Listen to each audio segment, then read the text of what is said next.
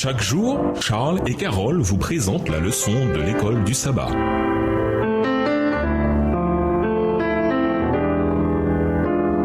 Bienvenue à votre émission Dieu nous parle. Nous voilà à la leçon de vendredi. Pour aller plus loin, nous vous invitons à lire le chapitre La loi de Dieu est immuable, les pages 379 à 393 dans le livre Tragédie des siècles, ainsi que les articles Denomination, Relation to Other, page 763-764 et Roman Catholic Church, page 1110 dans The Ellen G. White Encyclopedia. Bien que l'Église adventiste du 7e jour soit une église mondiale avec de nombreuses églises locales, les adventistes ne prétendent pas être l'Église universelle du Christ. L'Église universelle transcende toute dénomination. Elle est visible et invisible dans la mesure où elle est composée de ceux qui croient en Jésus et le suivent. Cette question théologique particulière s'intensifie si nous prenons en compte l'apostasie parmi les chrétiens, dont il est question de façon saisissante dans le livre de l'Apocalypse. L'Église plus haute de l'Apocalypse est mise en opposition avec la prostituée d'Apocalypse 17, Babylone, la grande ville, qui est à son tour mise en opposition avec la fiancée de l'agneau, la ville sainte ou la nouvelle Jérusalem d'Apocalypse 21 et 22. Au 1er siècle, l'Église universelle était peut-être assez visible, mais elle est beaucoup plus difficile à distinguer, disons par exemple durant le Moyen-Âge. Par conséquent, les adventistes ne réduisent pas la notion de véritable Église de Dieu à leur seule dénomination et ne l'étendent pas non plus automatiquement aux autres églises chrétiennes. La véritable Église de Dieu est composée d'individus qui croient véritablement en lui. Dieu les connaît. Les adventistes, de notre côté, affirment qu'ils sont bien le reste spécial, visible de la fin des temps décrit dans Apocalypse 12, verset 17 et au chapitre 12 à 14. Ce reste a un caractère local et également universel. Apocalypse 2, verset 24 et Apocalypse 12, verset 17. À méditer, pourquoi l'accomplissement de la prière de Jésus dans Jean 17 est-il si important pour notre Église? Que révèle la volonté d'unité de Jésus pour l'Église au 1er siècle sur sa volonté pour notre Église aujourd'hui? Votre Église locale œuvre-t-elle avec d'autres chrétiens sur certaines questions? Comment cela se passe-t-il? Comment travailler avec eux quand c'est adapté sans pour autant compromettre aucune des vérités que nous avons reçues? Qu'implique cette déclaration du grand espoir? Comment en faire une réalité parmi nous? Si ceux qui proclament être le peuple de Dieu acceptaient la lumière telle qu'elle brille depuis sa parole, ils atteindraient cette unité pour laquelle le Christ a prié, celle que l'apôtre Paul a décrite comme l'unité de l'esprit par le lien de la paix. Il a ajouté: il y a un seul corps et un seul esprit, tout comme vous avez aussi été appelés dans une seule espérance, celle de votre appel. Il y a un seul Seigneur, une seule foi, un seul baptême. Éphésiens 4, les versets 3 à 5.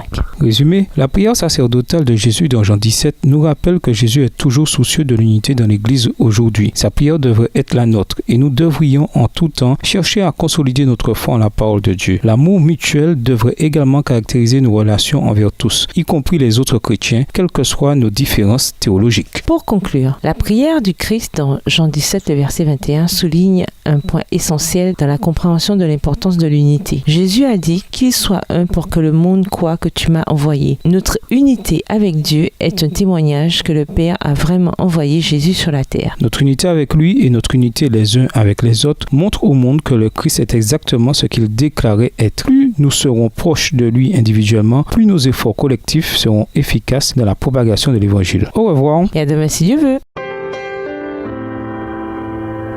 Dieu nous parle.